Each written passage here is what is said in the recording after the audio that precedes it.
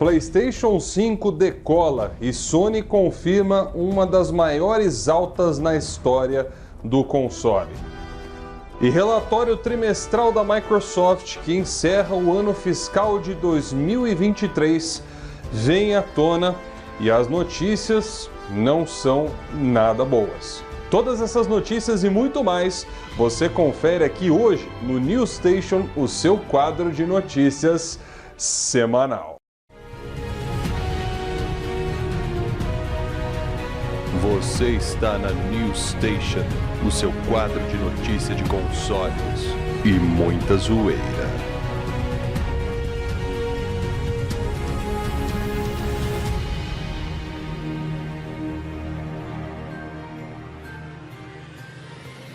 Sejam todos bem-vindos novamente ao melhor e maior e primeiro jornal gamer zoeirão do Brasil. E antes de começarmos a apresentação das notícias mais quentes do momento, eu deixo com vocês apenas a recomendação do nosso patrocinador, o Rei dos Coins, para vocês que quiserem fazer suas compras na PSN e terem vantagens muito maiores do que apenas comprar diretamente na loja do console. Links na descrição.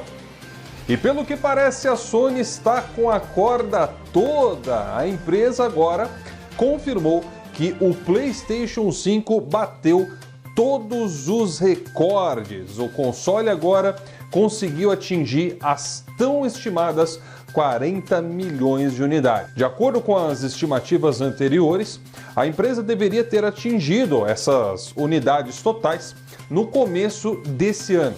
Mas visto que o estoque do PlayStation parece ter sido normalizado pelo mesmo período, conforme confirmou Jim Ryan há pouco tempo atrás, infelizmente essa marca ficou para meses depois. Mas agora é oficial. O PlayStation 5 finalmente conseguiu se recuperar e os estoques voltaram ao normal. E de acordo com a Sony, a demanda que ficou reprimida durante 2 anos finalmente está sendo atendida. No mesmo período do ano passado, entre janeiro e março, foi confirmado que o PlayStation 5 havia vendido cerca de 2 milhões de unidades. Agora, no mesmo período, nesse ano de 2023, o PlayStation 3 fez mais do que o triplo, totalizando 6,3 milhões de unidades vendidas. Um grande recorde estabelecido pela marca, que se tivesse se mantido na mesma proporção nos períodos dos anos anteriores, certamente o console já teria passado e muito os números do PlayStation 4, que nesse atual momento ainda está na frente do PlayStation 5 em questão de números totais pelo mesmo período, mas a Sony mostra um grande otimismo, já que o console está começando a diminuir consideravelmente essa diferença da geração passada e deve encerrar essa geração na frente do tão bem sucedido terror do Xbox One.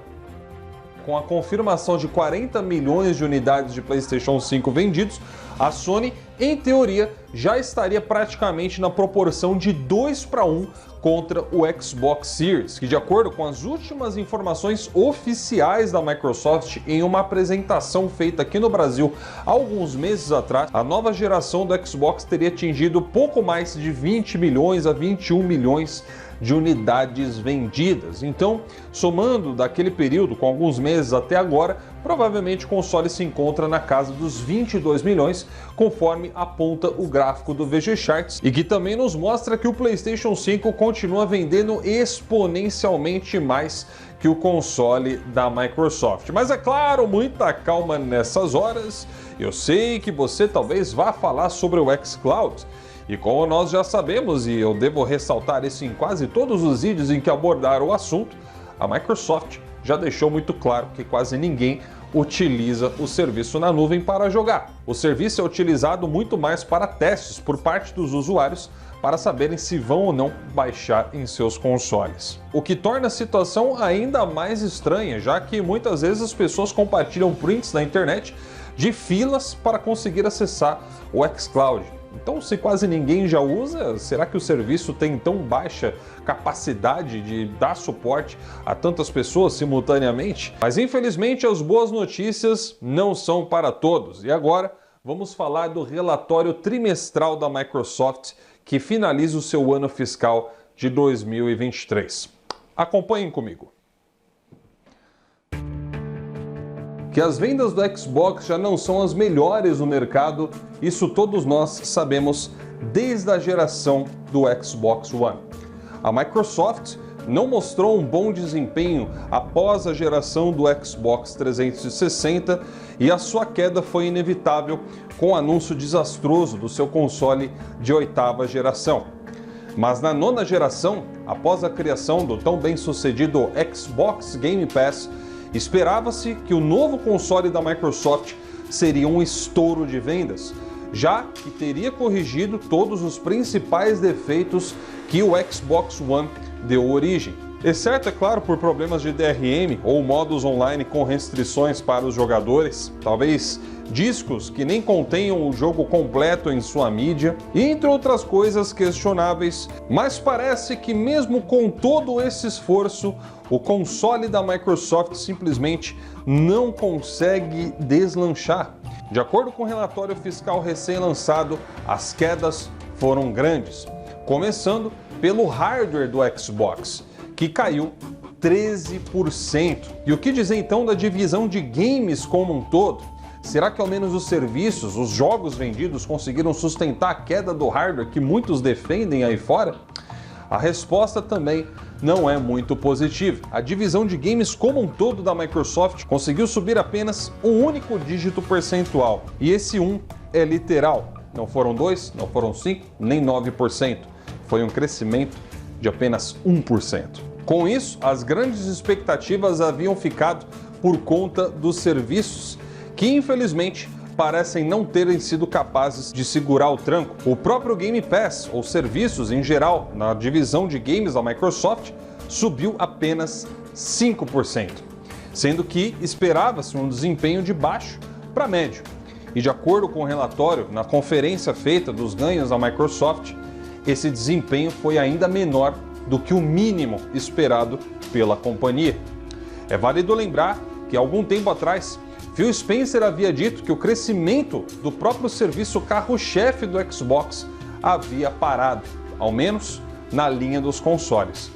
Portanto, se o crescimento parado nos consoles permitiu uma expansão maior pelo lado do PC, por que então agora um crescimento de apenas 5%? Fica muito claro que o serviço da Microsoft simplesmente já não consegue mais crescer de maneira tão grande como ele fazia nos anos anteriores. A resposta seriam novos jogos, novas IPs, jogos de peso, que atraiam o consumidor. Entretanto, parece que nem mesmo a Microsoft consegue acreditar na sua própria capacidade. Num ano em que supostamente veríamos pelo menos 4 lançamentos originais de seus estúdios, ainda assim a empresa não exibe a autoconfiança que precisa para mostrar o para que veio nessa geração de consoles.